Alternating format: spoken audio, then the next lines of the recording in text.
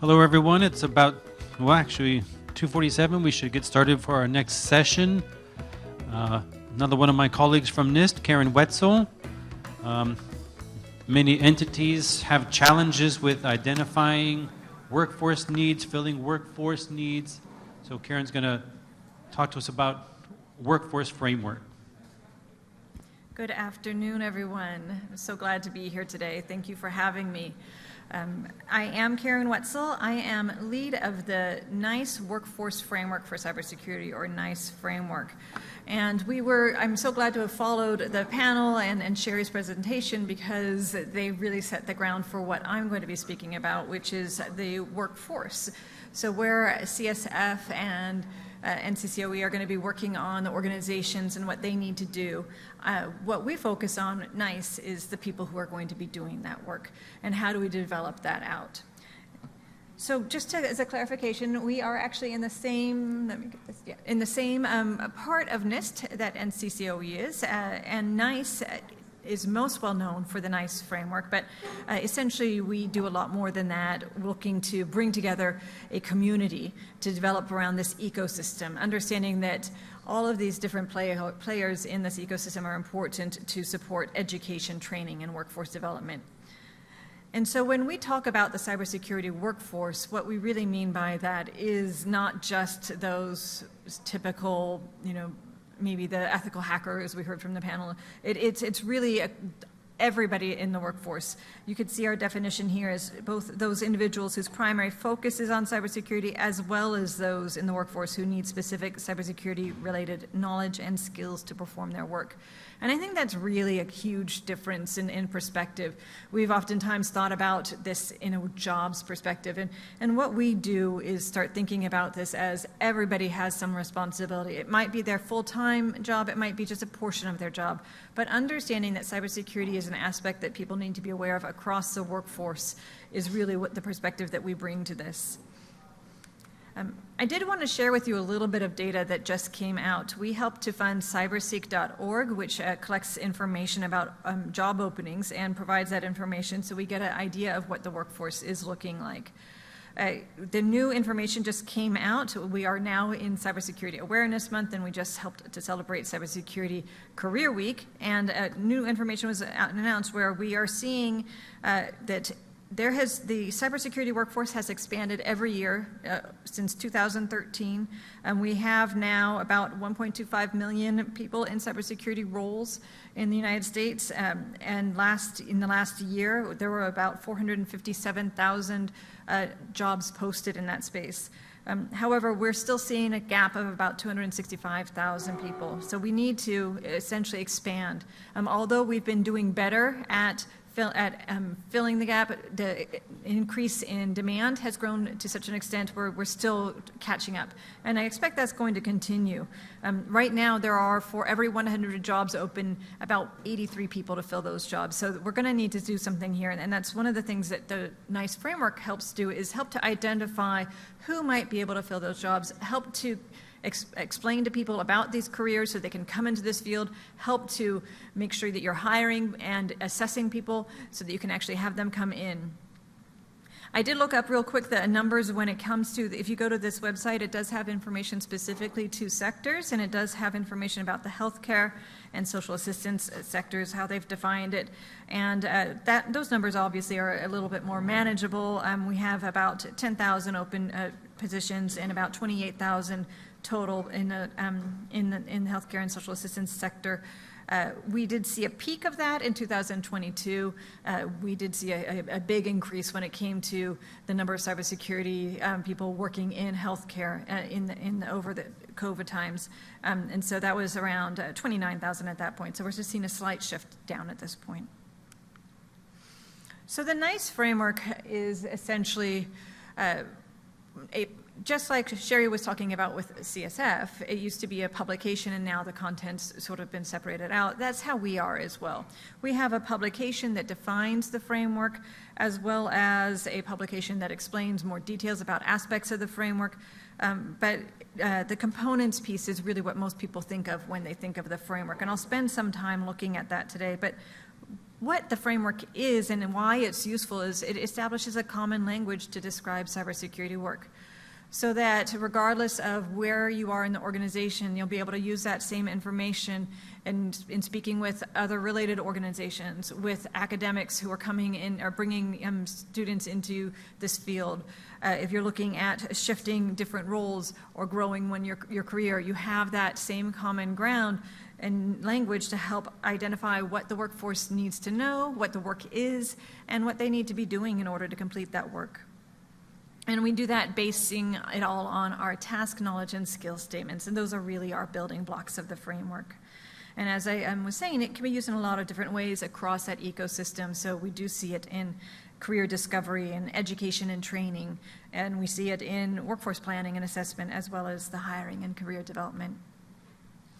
I mentioned the TKS statement building blocks, and these are really the foundation of what the framework is. We use these to define out work roles and competency areas. And again, work roles for us are going to be different than jobs. So let me just jump into that. This is a big picture of what the framework looks like, where we've got our work role categories. There are 7 of those, and our work roles that are really essentially groupings of tasks that define what people in these roles need to do, as well as our newly introduced competency areas that help to extend the subject matter of the framework so that we are able to address additional issues that are of importance to cybersecurity.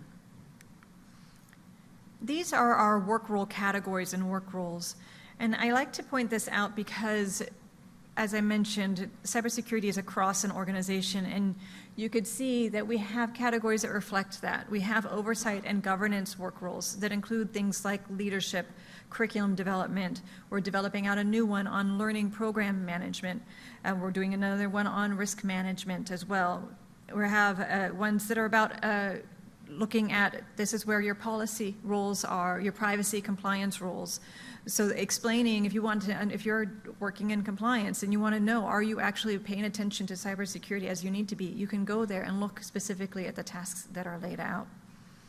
Of course, we also have our design and development roles, understanding that cybersecurity should be built in, and so that really does help making sure that we will have more secure organizations once we start to use these new tools that are coming out. There's the implementation and operation kinds of roles, as well as our more typical cybersecurity roles and protection and defense, as well as unique roles like investigation, cyberspace intelligence, and cyberspace effects, which tend to be more military in Title 10 and Title 50 roles. I wanted to show you some examples of work roles so you can get a sense of how these could potentially be used.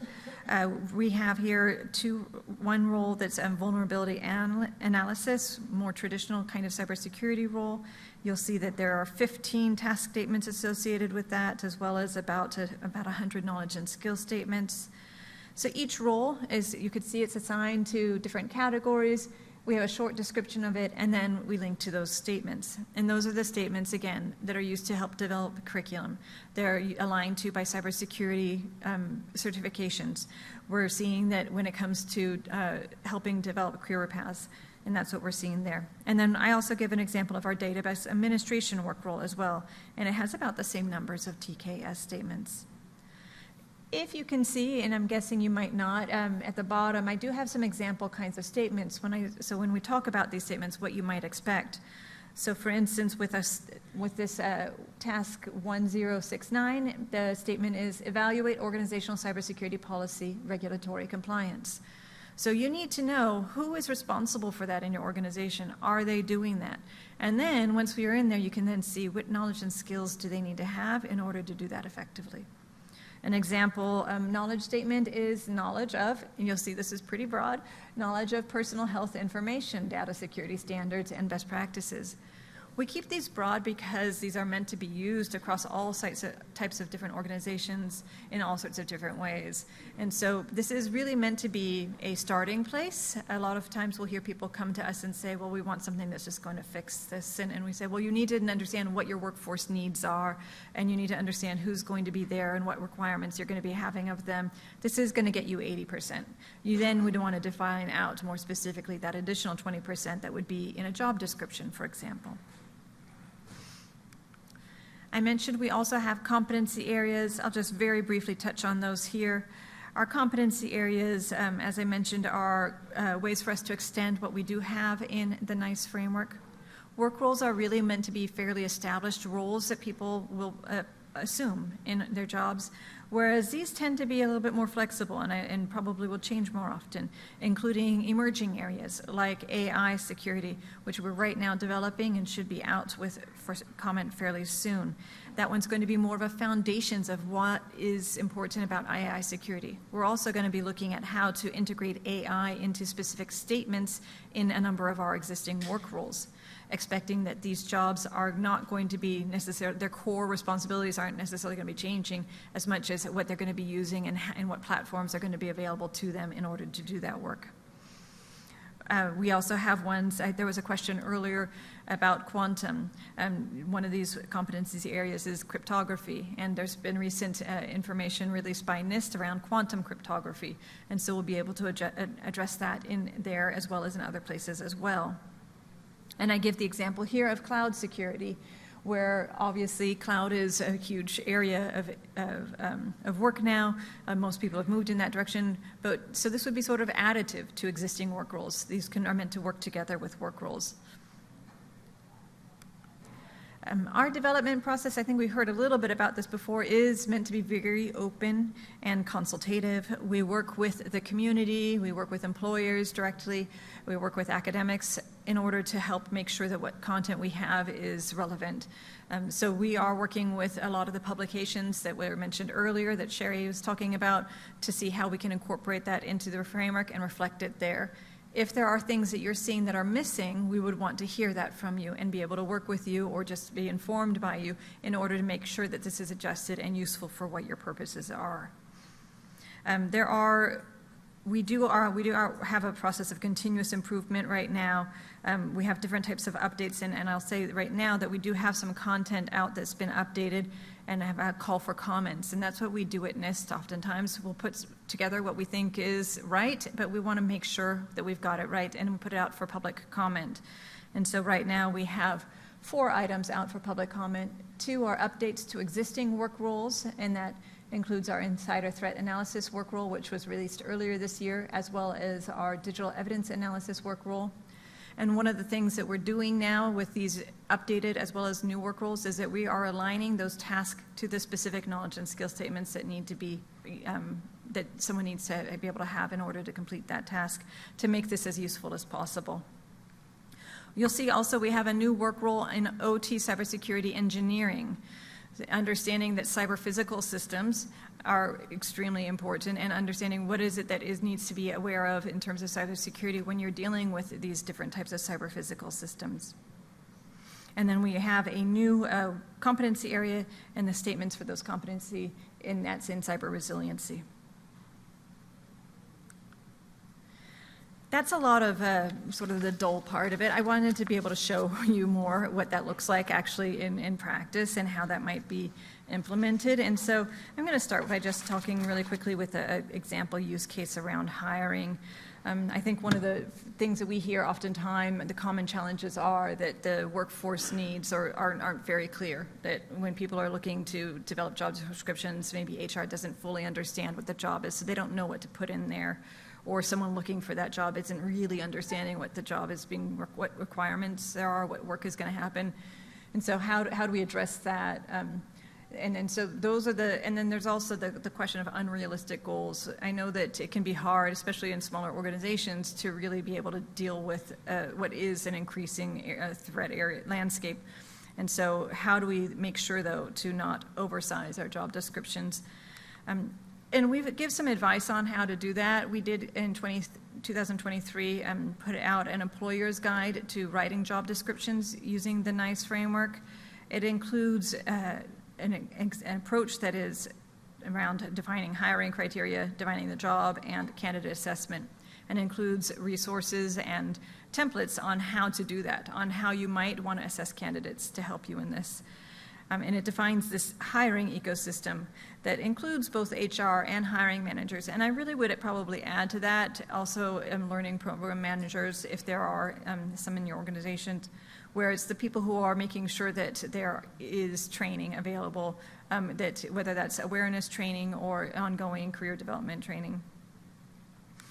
And so it's those two that would need to work together to develop those position descriptions, and that starts by identifying the relevant work roles, understanding the task knowledge and skills that are in there, and the NIST framework is meant to be very flexible in its application. You are able to pick and choose what works for you.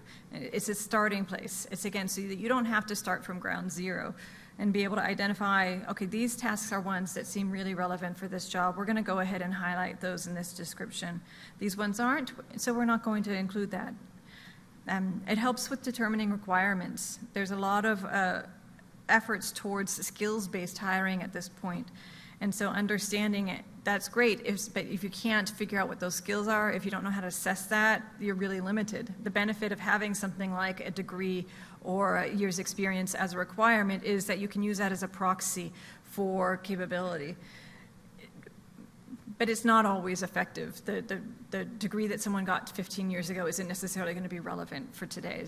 So how do you assess candidates on their current experience, on their what they've been doing, that may not be reflected as easily in those kinds of more traditional credentials? And so we have all that information, but it all does go to making sure that we are avoiding that purple unicorn. Here are some examples, just briefly, of different kinds of job descriptions that are on USA Jobs that reference the work roles specifically too, and that's one thing that we're hearing is very useful. There was a study about a decade ago now that basically showed that people who are using the NIST framework, it's probably less than a decade, I'm aging myself, using the NIST framework had exponential increased improvement in terms of their hiring. That by doing that, they were able to get more candidates who were more better fits for those positions. They were able to actually successfully hire them. They were able to retain them better. And it's not that much of a heavy lift simply by adding in things like, these are the tasks that we want. This is the work role that we want. It just makes it so that you can find that match a little bit easier. Another example use is career development. There's oftentimes, when it comes to cybersecurity, comments around how people get burnt out, how we see them leaving quickly. I wonder if that's, we're making assumptions there, and I wonder if that's really truly the case, because I hear just as often from the actual people who are leaving those jobs that it's not just the burnout, it's not just the difficulty of it, but it's also the lack of career progression. They don't know where they're going, or they've been doing the same thing, and they want to expand what they're doing. And so how do we support them with that? And that's really where education and training can come in. We have on the NIST website a resource to free and low-cost online cybersecurity learning content that anybody can use. It's not just our content that we've developed, or it's what we're pointing out to. And so if you are looking at yourself or staff who maybe need some additional learning or are interested in this field, they can go and try this out, and it's free and it's easy to access, and to start to get a sense of what they could be doing in this. There are a number of links here that point to other resources as well that you can access, and those are all aligned to NIST framework work roles. So if you know what work roles you're looking for in your organization, and you know someone who might be interested in that, you can make that match. Another example of something that could be used is developing out your career pathways. NICS, which is under CISA and Department of Homeland Security, has a cyber career pathway tool that uses the NIST framework work roles. All those little round circles there are, each one of those is a work role, and if you click on one, you could see how the knowledge and skills in that role relates to another one. So people can sort of see how they might develop out their paths. What they've introduced in this last year as well are little challenges. It's from Try Cyber, I think I forget what it is, but it's Try Cyber. It's linked, and you can find it just by looking up Try Cyber in Google.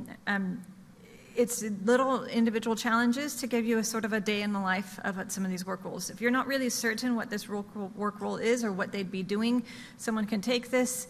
It's as if you're an apprentice and you're talking to your mentor, and they give you little quizzes on things and things that you could do. And it's nice and easy and kind of fun to play with. I've done it a few times.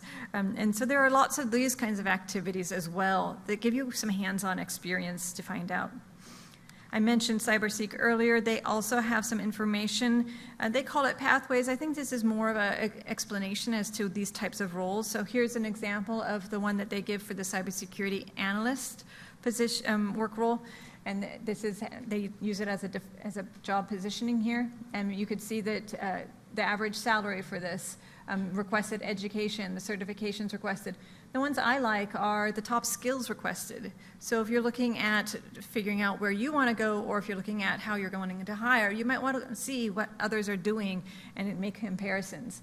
It also, this one also gives some common job titles, as does the NIST tool. If you're looking at, well, I don't even know what to call this person, it gives you some ideas on what you might want to choose. I do not have it in the slides here, but there's also, we just had worked with LinkedIn, and they did a full assessment of all the cybersecurity job postings that they have, which, you know, is quite a few, and then they did a comparison of it to the NIST framework as well. So we're really seeing this be that common language across all of these areas to help support this field. In addition, we've been working with a UK organization called SFIA. It's a Skills Framework for Information Age. They define 7 levels of responsibility. So rather than having a proficiency scale that starts off with early, mid, late, or beginner, intermediate, advanced, what they do is they look at it in a workplace perspective, where they can go ahead and say, this is someone who might be an apprentice. Here's someone, and this is what these are the work roles that are maybe most suited for that. Here's someone who may be coming to this field from being a manager in a different organization or related field, and they want to sort of have that come in at that same level. They don't want to have to start at ground zero. Which of those roles might be relevant there? And there's a mapping to each of the roles, and it gives an explanation of what that might look like. Just finally, these last couple slides are just some resources. If you are interested in learning more, we have a nice framework resource center with lots of information, but more importantly, lots of examples. So if you want to see what are other people doing, how is it being used, I need to talk to someone. We have some links here. We also have a nice framework users group where there's open calls. It's a discussion list as well if there are questions on how you might want to implement this. And we've been working with NCCOE. We've been working with other organizations to be able to help develop more guidance as well. And here's just a link to our nice framework resource center with, it has FAQs, quick start guides, things like that there if you'd like to learn more. But I am trying to be careful and not talk over time because I tend to do that. So I'm going to go ahead and leave it there and see if there are any questions. Feel free to queue up if you have some questions at the microphone, please. While they do that, just question online. The competencies you mentioned, those are all listed on the NIST site, right? So the way we've described them, they're competency areas versus, I think a lot of times people think of competency almost as proficient, how good you are at something. We take a slightly different approach in order to extend the content that we have in the framework. So we have 11 of them right now. I expect that these will probably, some of them will mature and become active work roles. Some might get shifted, like the cloud, might just be integrated into them and might not be held separately. You may have seen that supply chain is one we're developing right now as well. And so those are just a way for us to be able to recognize those areas of importance, of emerging technologies, things like that, in a different way than the work roles. We do have, though, on our website a page that's about workforce skills, which is what we're calling what some people might call soft skills or power skills. And we looked at 10 different skills frameworks for those and identified those things that were most common and took that list and really explained why that's important in cybersecurity. So it's just for those people who are saying, look, we want to make sure that communication is key, because that tends to be one of those big ones in cybersecurity. You need to have good communication skills. Why would I need to? And you can go ahead and see those there and get more information. I don't know if there are any stats available about this, but I was wondering about the cyber workers shortage, the acute problem, and where do you exactly see that in terms of tenure? Is it like senior roles, mid-career, or junior? And it's related to that, is it more kind of technical roles or more kind of governance, risk compliance policy roles? Thank you. CyberSeek does have some of that information there, so it is, because it is something that we support, it is aligned with the NIST framework. So if you go and look on their page, you can go ahead and look at state level, you can look at regional level or nationwide, and find out which roles are being demanded, what are they seeing. So their numbers are based off of the job postings from the last year, and so that they're actually showing you, look, most of them are happening in the governance and oversight category, for instance, and so you'll be able to dive in and find out more information there. I think some of the pathways information they had too, with the examples there and the top skills, I find that is really interesting, because you can look over time. You can look at it, from last year, year before, and make a comparison, and that way you can sort of see some trends as well. Yeah. There are a couple things. First, back in 2016, 2017, I was blessed to grow my cybersecurity team by 25 additional people, and I used the framework then. Fabulous. And one of the things that resulted in using it was being a lot more concise in the number of tasks. Yeah. At times when you have too many tasks, people don't apply, or you get people who look like me who apply, rather than a lot of diversity, and that did open the door somewhat. I live in Wisconsin, so it's been very difficult, but this has really helped us, so thank you. Thank you. Now that I'm in more of a privacy side, I'm going to throw it out there, and I really like what I've heard the last 2 days about NIST investing in privacy programs. Will NICE start including, and I know I can do this in November, I encourage other people to put it on the comment list that you're looking for, but I just want to make the comment that it would be nice to have privacy positions also listed out at some point.